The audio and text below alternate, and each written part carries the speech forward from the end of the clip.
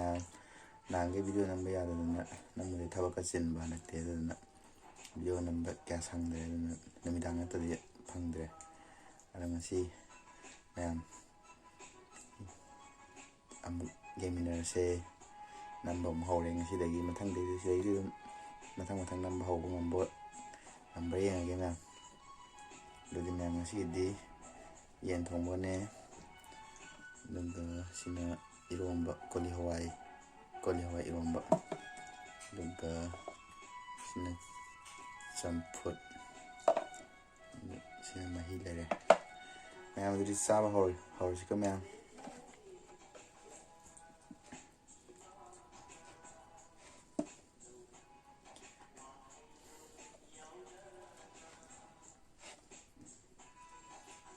ꯉꯁꯤꯗꯤ ꯑꯩ ꯅꯨꯄꯤ ꯌꯥꯎ ꯌꯥꯗ꯭ꯔꯦ ꯌꯥꯎꯗꯤ ꯍꯥꯏꯕꯅꯤ ꯑꯗꯨꯃ ꯌꯥꯎꯔꯣꯏꯒꯦ ꯃꯊꯪꯗ ꯑꯣꯏꯅ ꯌꯥꯎꯔꯒꯦ ꯍꯥꯏꯔꯦ ꯃꯌꯥꯝ ꯑꯗꯨꯅ ꯃꯌꯥꯝ ꯃꯊꯪꯒꯤ ꯚꯤꯗꯤꯑꯣ ꯑꯃꯨꯛ ꯉꯥꯏꯃꯤꯟꯅꯁꯤꯀꯣ ꯃꯌꯥꯝ ꯑꯩꯅ ꯍꯣꯕꯦ ꯊꯣꯡꯕꯅꯦ ꯉꯁꯤꯗꯤ ꯍꯥꯎꯔꯣꯏꯗ꯭ꯔꯥ ꯈꯪꯗꯦ ꯆꯥꯔꯀꯥꯟꯗ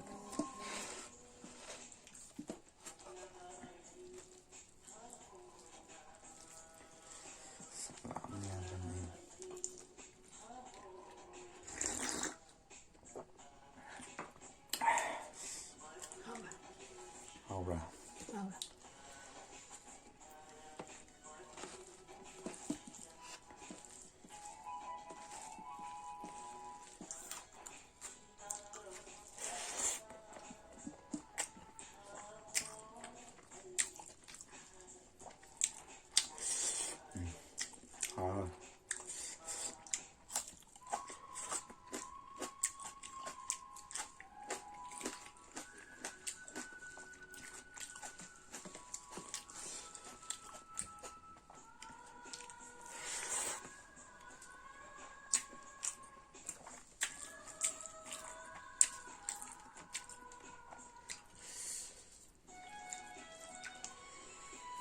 ꯅ ꯏꯔꯣꯝꯕ ꯍꯥꯞꯄꯤꯔꯛꯎꯔꯥ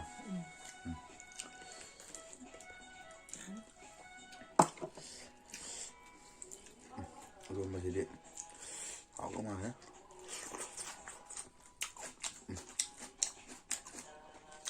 ꯍꯥꯎ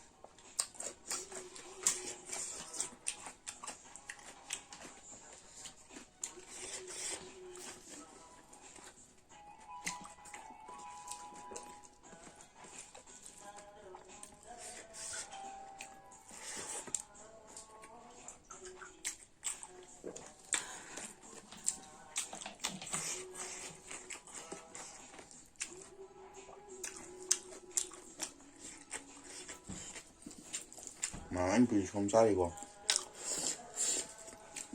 ꯃꯥ ꯌꯥꯎꯗꯤ ꯌꯥꯗ꯭ꯔꯦ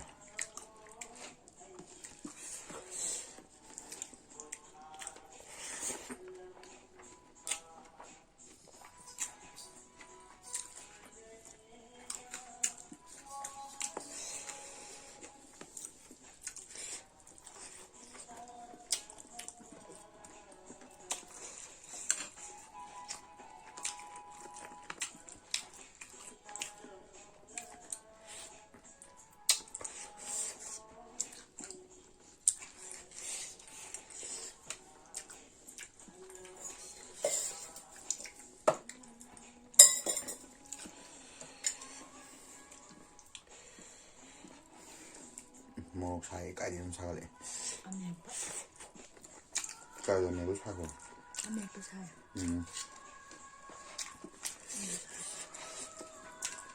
ꯀꯥꯏꯗꯩ ꯄꯪ ꯁꯥꯒꯠꯂꯛꯑꯦ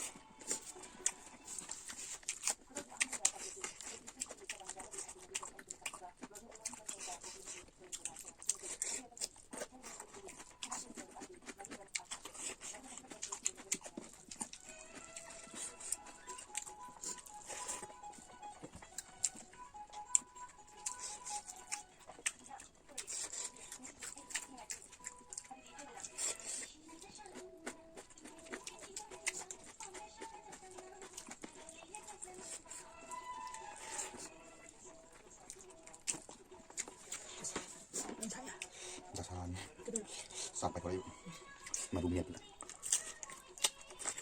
มันขายว่า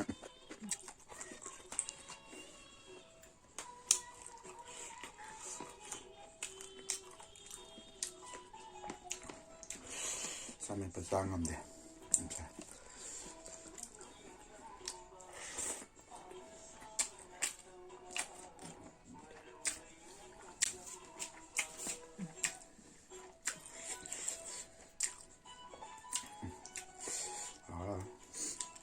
타비 마닝니카 카이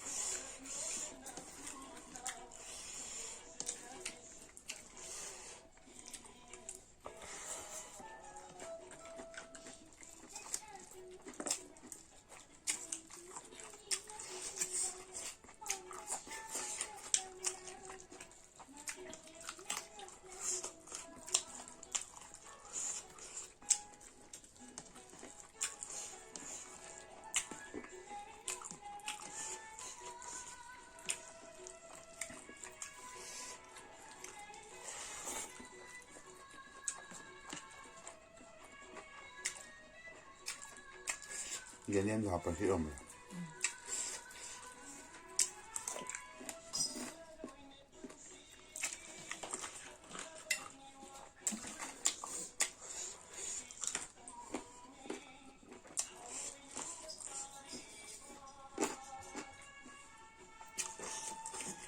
하우라.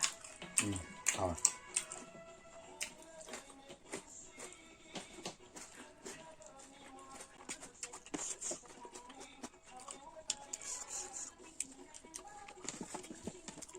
Kami kasama ba? Ano ba?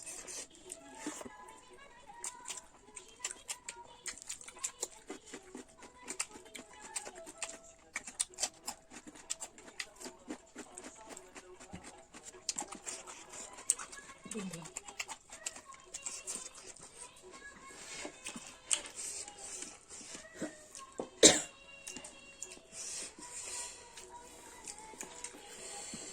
Mo hindi pere.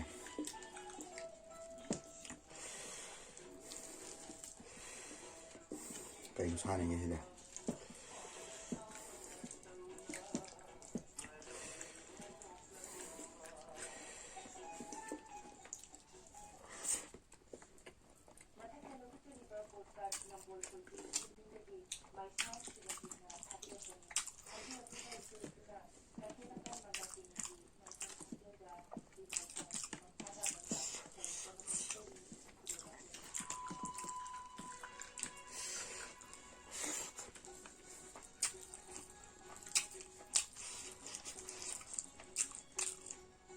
ꯆꯅꯝ ꯆꯥꯕ ꯀꯥꯎꯕ ꯀꯥꯎꯗꯦ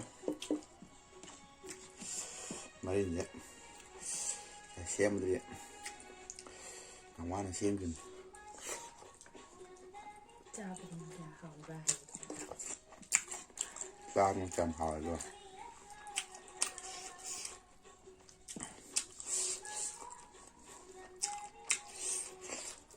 ꯃꯤꯒꯤ ꯃꯈꯣꯡꯗ ꯌꯦꯠꯂꯒ ꯌꯥꯝ ꯆꯥꯅꯤꯡꯉꯤ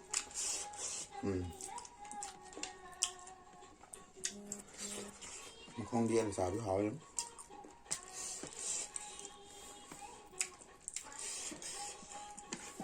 ꯑꯩꯗꯤ ꯉꯧꯅ ꯆꯥꯅꯤꯡꯉꯤ ꯃꯔꯤꯜꯂꯣ ꯃꯔꯤꯒ ꯃꯀꯩꯅ ꯇꯧꯔ ꯃꯈꯣꯡꯒ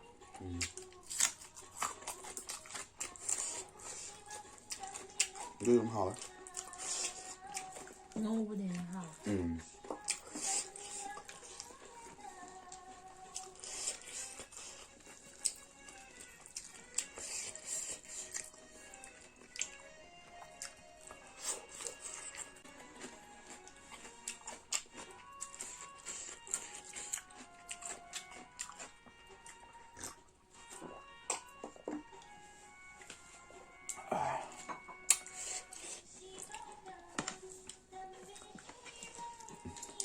hào em đi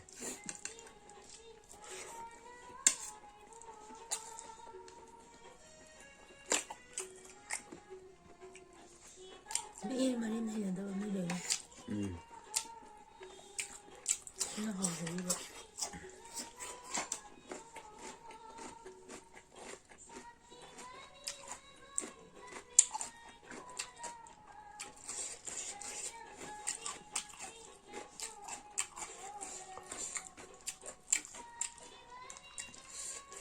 mà phải nè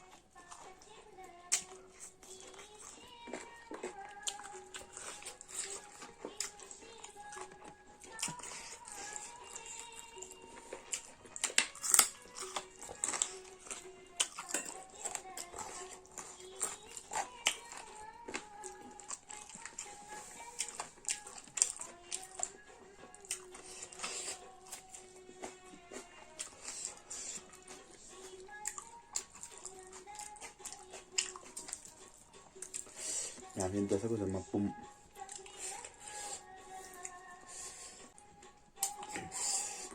làm nên tôi sẽ có thể mà pum xí mà hao thế xa thì mình không biết mà xí trái thôi cái tông nó thu qua đã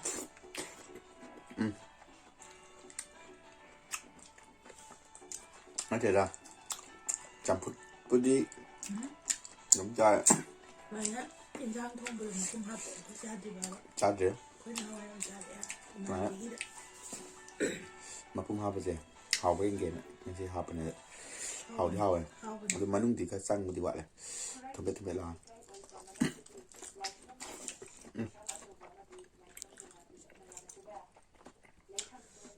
điều không thèm làm này không hiện sang thùng này ăn này nó cũng làm học cái hao à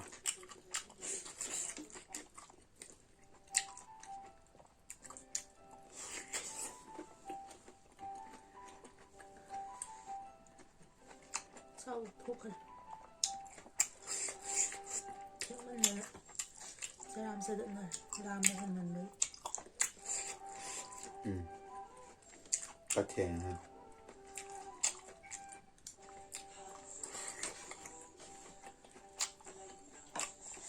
ayam kapag-kadaan pagkatba.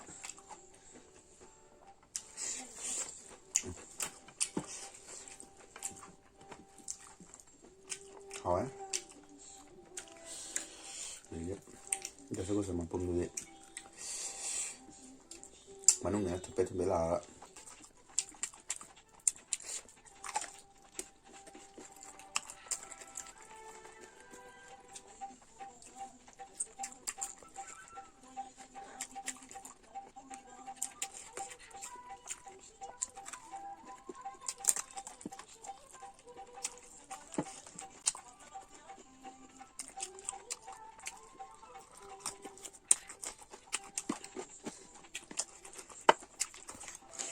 ngắm ăn luôn á. Yeah. Lại Hello po.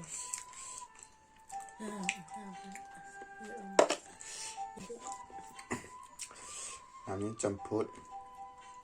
Ang ito ni.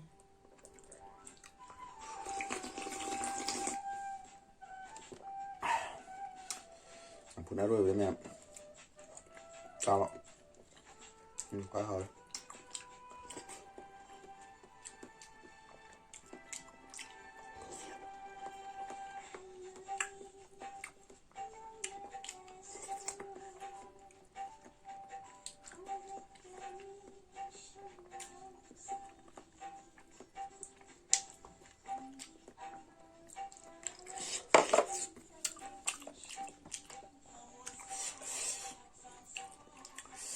Em muốn xin đi sao xin lỗi đấy em phải sao ngầm rồi màu em sao mình nữa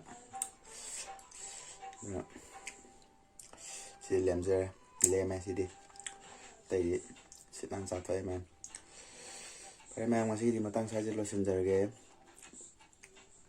thằng gì video đó mục thằng nào xin em nông đi like subscribe comment video mo mà thằng video đó đi anh video how lại cái số này anh ngasi di mai yang indre na hai da zaina noi travel post so zum mai ngasi di matang sa jelo lo senjar ge bye bye